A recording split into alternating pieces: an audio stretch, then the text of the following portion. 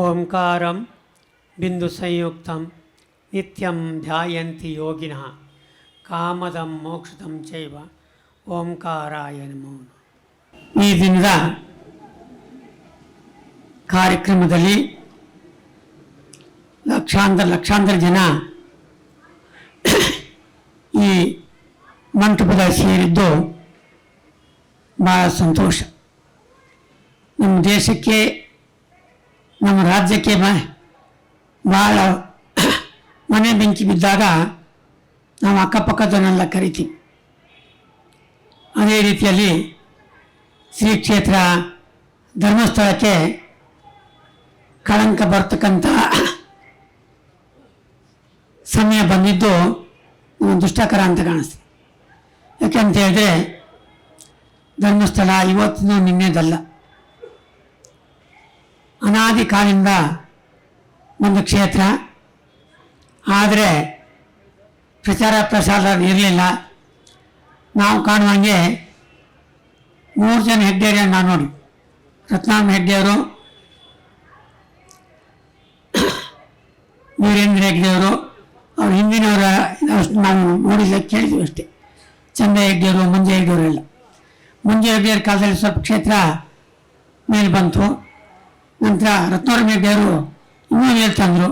ಆದರೆ 3ನೇಯವರು ರತ್ನತ್ರಯ ಅನ್ನೋ ರೀತಿಯಲ್ಲಿ ವೀರೇಂದ್ರ ಹೆಗ್ಡೆಯವರು ಈ ದೇಶವನ್ನೇ ಪ್ರಚಾರ ಮಾಡುವಷ್ಟ ಶಕ್ತಿ ಸಾಮರ್ಥ್ಯವನ್ನು ಹೊಂದಿದ್ದಾರೆ ಅವರು. ಯಾಕೆಂತ ಹೇಳಿದ್ರೆ ಧರ್ಮಸ್ಥಳ ಮಾತನಾಡುವ ಮಂಜುನಾಥ್ ಅಂತೇಳಿ ಹೇಳ್ತಾರೆ. ಆದರೆ ಆ ಧರ್ಮಸ್ಥಳದಲ್ಲಿ ಈಗೇನು ಹೆಗ್ಡೆಯರಿದ್ದಾರೆ ಅದು ನಡೆಯುವ ಮಂಜುನಾಥ್ ಅಂತ ಹೇಳ್ತಾರೆ. ಅವರು ಸಾಮಾನ್ಯವಾಗಿ ಅವರು ಜೈನ ಹೊಟ್ಟೆ ಹುಟ್ಟಿರ್ಬೋದು, ಜೈನ ರಕ್ತದಲ್ಲಿ. ಆದರೆ ಹೃದಯದಿಂದ ನೋಡಿ ಭಾಳ ವಿಶಾಲವಾದ್ದು. ಎಲ್ಲ ಜಾತಿಯಲ್ಲೂ ಅವರು ಆಶ್ರಯವನ್ನು ಕೊಟ್ಟಿದ್ದಾರೆ. ಮುಸ್ಲಿಮ್ಗಳಿರ್ಬೋದು, ಕ್ರಿಶ್ಚಿಯನ್ರಿರ್ಬೋದು, ಹಿಂದೂಗಳಿರ್ಬೋದು, ಜೈನರಿರ್ಬೋದು, ಯಾರೇ ಎಲ್ಲವರು ಭೇದ ಭಾವನೆ ಮಾಡದೆ ಅವರು ಸೇವೆಯನ್ನು ಮಾಡ್ತಾರೆ. ಅವ್ರು ಮಾಡ್ತಕ್ಕಂಥ ಕಾರ್ಯ ಅವರ ಆತ್ಮನಿಗೆ ತೃಪ್ತಿ ಇದೆ ಅಂತ ಹೇಳಿದ್ರೆ. ದೇಶದಲ್ಲಿ ಸಾಮಾನ್ಯ 2 ಪಕ್ಷ ಇರ್ತದೆ, ಒಂದು ನಾಸ್ತಿಕ ಮತ್ತು ಆಸ್ತಿಕ ಅಂತ. ನಾಸ್ತಿಕರಿಗೆ ಯಾವುದು ಬೇಕಾಗಿಲ್ಲ, ಅವರ ಅಪ್ಪ ಅಮ್ಮನೇ ಅವರು ನಂಬಲ್ಲ. ಆಸ್ತಿಕರಿಗೆ ದೇವರಿದ್ದಾರೆ, ಗುರುಗಳಿದ್ದಾರೆ, ಮತ್ತು ತಂದೆ ತಾಯಿಗಳಿದೆ, ಸಮಾಜ ಇದೆ. ಇದು ಆಸ್ತಿಕರಿಗೆಲ್ಲ ಬೇಕಾಗಿದ್ದು. ನಮ್ಮ ದೇಶ ಭಾರತ ದೇಶ ಧರ್ಮ ಪ್ರಧಾನವಾದ ದೇಶ. ಈ ದೇಶದಲ್ಲಿ ಯಾರಿಗೆ ಆಶ್ರಯ ಕೊಟ್ಟಿದ್ದಾರೆ? ಎಲ್ಲ ಜಾತಿಯವರು, ಎಲ್ಲ ಪುಂಡರವರಿಗೂ ಆಸೆ ಕೊಟ್ಟಿದೆ ಭಾರತ ಮಾತೆ. ಹಾಗಾಗಿ ಭಾರತವನ್ನು ಭಾರತ ಮಾತಾಡ್ತಿ ಅಂತೇಳಿ ಜಯಕಾರ ಆಗ್ತೀನಿ ನಾನೆಲ್ಲರೂ. ಹಾಗಿರ್ಬೇಕಾದ್ರೆ ಈಗಾಗಲೇ ಎಷ್ಟೋ ಜನ ಸ್ವಾಮಿಗಳು ಇವರೆಲ್ಲ ಮಾತಾಡಿದರು. ಹೇಳಿದ್ದೆ ಹೇಳಿದ್ರೆ ಇನ್ನು ಅರ್ಥ ಇಲ್ಲ. ಯಾಕೆಂತ ಹೇಳಿದ್ರೆ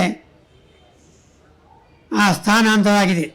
ಯಾಕಂತ ಹೇಳಿದ್ರೆ ಈಗ ನಾವಿಲ್ಲಿ ಗಟ್ಟಿ ಮೇಲಿಂದ ಈ ಕಡೆ ಧರ್ಮಸ್ಥಳ ಹೋಗಬೇಕಾದ್ರೆ ಕೊಟ್ಟಿಗೆ ಆರ ರಸ್ತೆಯಲ್ಲಿ ಅಣ್ಣಪ್ಪದೇವ್ರದ್ದು ಮಂಜುನಾಥ ಸ್ವಾಮಿದೊಂದು ಗುಡಿ ಇದೆ. ಅದನ್ನೆಲ್ಲ ನೀವು ನೋಡಿದ್ರಿ. ಅವರು ಯಾವಾಗ ಹಿಂದಿನ ಹೆಡ್ಡೆಯವರು ಧರ್ಮಸ್ಥಳಕ್ಕೆ ಬಂದ ಕುಡುಂಬ ಅಂತ ಏನೊಂದು ಸ್ಥಳ ಇದೆ, ಅಲ್ಲಿಂದ ಅವರು ತಗೊಂಡು ಮನೆ ದೇವರಾಗಿ ಪೂಜೆ ಮಾಡ್ಕೊಂಡು ಬಂದು ಈಗ ವಿಶ್ವವಿಖ್ಯಾತಿ ಒಂದು ಹೊಂದಿದೆ. ಈಗ ಅದ್ರ ಮೇಲೆ ಎಲ್ಲರಿಗೂ ಕಣ್ಣು ಬಿದ್ದಿದೆ. ನೀವೊಂದು ಅಣ್ಣಪ್ಪ ದೇವರನ್ನು ತಗೊಂಡು ಪೂಜೆ ಮಾಡಿ, ಮುಂದಿನ ಸ್ವಾಮಿಯನ್ನು ಪೂಜೆ ಮಾಡಿ, ಅದು ಯಾರು ಬೇಡ ಅಂತಾರೆ. ಆದರೆ ವೀರೇಂದ್ರ ಹೆಗ್ಡೆಯವರು ನಮ್ಮ ವಂಶ ಪರಂಪರೆಯಿಂದ ಬಂದ ಆ ದೇವರನ್ನು ಅವರು ಪೂಜೆ ಮಾಡ್ತಾರೆ, ಅವ್ರ ಭಕ್ತಿಯಿಂದ ಮಾಡ್ತಾರೆ. ಅವ್ರು ಹಾಗೆಯೇ ಅವರ ಭಕ್ತಾದಿಗಳು ದೇಶಾದ್ಯಂತ ಇದ್ದಾರೆ, ವಿದೇಶದಿಂದ ಸಹಿತ ಅವರು ಬರ್ತಾರೆ. ಅಂಥವ್ರ ಮೇಲೆ ನೀವು ಟಾರ್ಗೆಟ್ ಮಾಡಿ ಅವ್ರಿಗೆ ಇಲ್ಲ ಅಲ್ಲ ಸಲ್ಲ ಅಪವಾದ ಮಾಡಿದ್ದು ಅದು ಸರಿಯಲ್ಲ. ಅದು ನಾವೊಂದು ಚೆಂಡನ್ನು ಗೋಡೆ ಹೊಡಿತೀವಿ, ಆ ಚೆಂಡು ಏನಾಯ್ತು ತಿರುಗಿ ನಮಗೆ ಬಸ್ ಬರ್ತದೆ. ಹಾಗಿರ್ಬೇಕಾದ್ರೆ ಅದು ನಾಸ್ತಿಕರ ಕೆಲಸ. ಈಗಾಗಲೇ ಹೇಳಿದರು, ತಿರುಪತಿ ಆಗ್ಬೋದು, ಶೃಂಗೇರಿ, ಹೊರನಾಡು ಎಲ್ಲಿ ಬೇಕಾದಷ್ಟು ಕ್ಷೇತ್ರಗಳನ್ನೆಲ್ಲ ಮಾಡ್ತಾರೆ. ಅದು ಎಲ್ಲಿ ದುಡ್ಡು ಬರ್ತದೆ ಅಂಥ ಸ್ಥಳದಲ್ಲಿ ನಾಸ್ತಿಕರೆಲ್ಲ ಪ್ರವೇಶ ಮಾಡ್ತಾರೆ. ಅವರಿಗೆ ಭಕ್ತಿ ಇಲ್ಲ, ಅವ್ರು ಬೇಕಾದ ಭಕ್ತ ದುಡ್ಡು, ಯಾರು ಇನ್ನಾಗಲಿ ಇದಾಗಲಿ. ಆದರೆ ವೀರೇಂದ್ರ ಹಾಗೆಲ್ಲ. ಅಂದರೆ ಕ್ಷೇತ್ರಕ್ಕೆ ಎಷ್ಟು ಹಣ ಬರಲಿ, ಲಕ್ಷಾಂತರ ಜನಗಳಿಗೆ ದಿನಕ್ಕೆ 2 ಲಕ್ಷ 5 ಲಕ್ಷದವರೆಗೂ ಅನ್ನದಾನ ಮಾಡ್ತಾರೆ. ಎಲ್ಲಿ ಹಳ್ಳಿಯಲ್ಲಿ ಶಾಲೆ ಇಲ್ಲ, ಶಾಲೆ ವ್ಯವಸ್ಥೆ ಮಾಡಿದ್ದಾರೆ. ಈಗ ಅಲ್ಲಿ ಹೇಳಿದ್ರು, ಕೆರೆ ಕಟ್ಟಿಸೋದಾಗಲಿ, ವಸತಿಗಳ ಜೀರ್ಣೋದ್ಧಾರ, ಪುನರ್ನಿರ್ಮಾಣ, ಯಾರು ಕಣ್ಮುಚ್ಚಿ ನಾವು ಕೇಳಿದ ಸಹಿತ ಅಲ್ಲಿ ಕೊಡ್ತಾರೆ. ನಾವು ಎಷ್ಟೋ ಸರಿ ಈಗ ಹೆಗ್ಡೆಯವ್ರ ಮಠವನ್ನು ಬೇರೆ ಬದಲಾಯಿಸ್ತಾರೆ. ಮೊದಲು ನಾವು ನೋಡ್ತೀವಿ, ಅಲ್ಲಿ ಕೂತ್ಕೊಳ್ತಿದ್ವು, ಹೋದಾಗ ಆ ಕಿಟಕಿಯಲ್ಲಿ ಇರ್ತಿತ್ತು, ಅಲ್ಲಿ ಎಷ್ಟೋ ಕಿಲೋಮೀಟರ್ ದೂರದಲ್ಲಿಯೂ ಜನಗಳೆಲ್ಲ ಕ್ಯೂ ಆಗಿ ನಿಂತು. ಯಾಕೆ? ಅವರು ದಾನವನ್ನು ಕೊಡಿ ಅಂತ ಕೇಳೋಕ್ಕೆ. ನಾವು ಕಷ್ಟವನ್ನು ಸುಖ ಹೇಳ್ಕೊಳ್ತಿರು, ಅವರು ಇಷ್ಟಿಷ್ಟು ದಾನ ಅಂತೇಳಿ ಕೊಡ್ತಿದ್ರು. ಎಷ್ಟು ಜನ ಊಟ ಮಾಡಿ ಸಹಿತ ಹೋಗ್ತಿರು. ಅದು ಯಾವತ್ತೂ ಅವರು ಸಹಕಾರ ಎತ್ತವರಲ್ಲ. ಯಾಕಂತಂದರೆ ಕ್ಷೇತ್ರ ಅಂದಮೇಲೆ ಶಿಸ್ತು ಬೇಕು. ಶಿಸ್ತಿನಿಂದ ಯಾರು ತಪ್ಪು ಮಾಡಿದರೆ ಶಿಕ್ಷೆ ಕೊಡ್ತಾರೆ.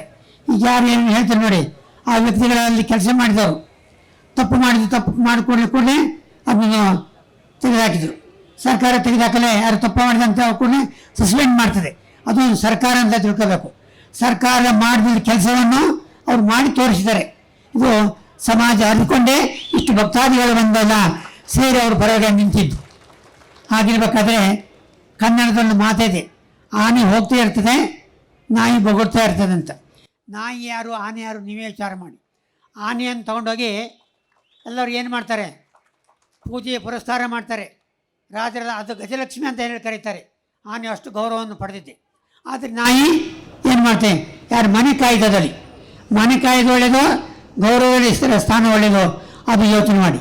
ಅದಕ್ಕೋಸ್ಕರ ಈಗ ಧರ್ಮಸ್ಥಳ ಬಗ್ಗೆ ಬಂದಂಥ ಖಳಕವನ್ನು ನೀವು ಎಲ್ಲರೂ ಸೇರಿ ಅದನ್ನು ಹೋಗಲಾಷ್ಟಕ್ಕೆ ಕಟಿಬದ್ಧರಾಗಿ ನಿಲ್ಲಬೇಕು. ಈಗಾಗಲೇ ಎಷ್ಟೋ ಜನ ಮಾತಾಡಿದರು.